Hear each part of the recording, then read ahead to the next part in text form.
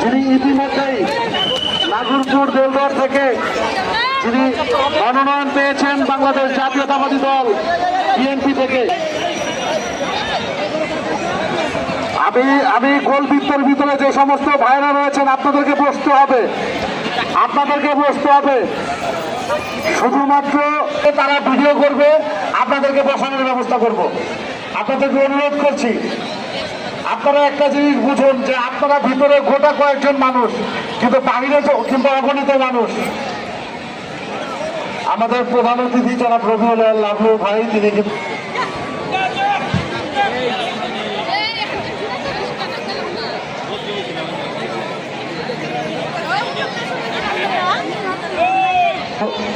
ধার্মিক একজন মানুষ, সবসময় ধর্মের বাণী ছড়িয়ে থাকেন।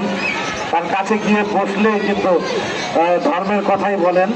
সেই শ্রোতাভাজন রবিউল লাভলু ভাইয়ের পক্ষ থেকে আপনাদেরকে ধন্যবাদ জানাচ্ছি, বিএনপির পক্ষ থেকে আপনাদেরকে ধন্যবাদ জানাচ্ছি।